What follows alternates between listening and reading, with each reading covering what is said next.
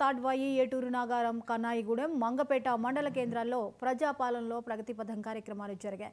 ఈ కార్యక్రమంలో మంత్రి సీతక్క, అదనపు collector Mahender, Mulugu market committee chairman Rega Kalyani, గ్రంథాలయ చైర్మన్ బానోత్ రవిచందర్ పాల్గొన్నారు.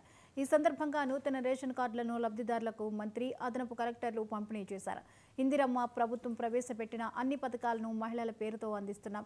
వడ్డీ లేని రుణాలతో మహిళలు ఆర్థికంగా ఎదగవచ్చని మంత్రి సీతక్క సూచించారు.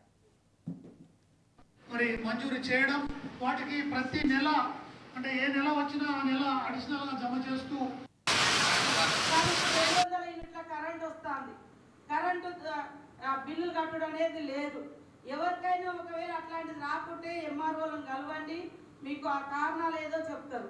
ఫ్రీ కరెంటు 200 యూనిట్లు ఇళ్ల కరెంటు, 24 గంటలు చేన్ల కరెంటు.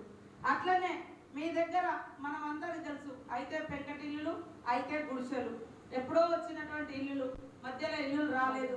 కాబట్టి మండలం పేదరికంలో ఉంది. కాబట్టి ఎందుకంటే మన మండలం చిన్న మండలం, 7,000 పాపులేషనే ఉంది. అదే పెద్ద పెద్ద మండలాల్లో కొంచెం ఎక్కువ డిమాండ్ ఉంది. అయితే ఇక్కడ పాపులేషన్ జనాభా తోటి ఇందిరమ్మ ఇల్లులు కూడా మళ్ళీ ఒక 100 ఇప్పుడు ఈ వారంలో ఇస్తా. మళ్ళీ ఇంకెవరైతే లేనోళ్ళు రానోళ్ళు ఉన్నారో వాళ్ళే కూడా మళ్ళీ దరఖాస్తులు ఎంపీడీఓ గారు తీసుకుంటాడు, లేదా మనకిచ్చిన మేము ఎంక్వైరీ చేసి ఇల్లులు ఇస్తాం. ఇక్కడికి వచ్చినటువంటి మా అక్కలకు అందరికీ ఎందుకు వచ్చిన అక్కల పేరు మీదనే రేషన్ కార్డు, అంతేనా? రేషన్ కార్డు మా అక్కల పేరు మీదనే, ఇందిరమ్మ ఇల్లులు కూడా మా లేడీస్ పేరు మీదనే. అందుకనే లేడీస్కి చాలా ఇంపార్టెంట్ ఉంది.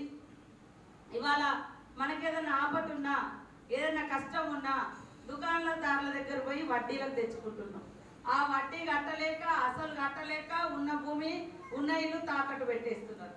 కానీ మన ఇందిరా మహిళా శక్తి ద్వారా మహిళా సంఘాలకు వడ్డీ లేని రుణాలు ఇస్తున్నాము. దయచేసి అందరూ మహిళా సంఘాలలో చేరండి. ఇవాళ ఆపద ఉంటే ఎక్కడికో పోయి అది ఇది తాకట్టు పెట్టడం అవసరం లేదు. వడ్డీ లేదు మీకు.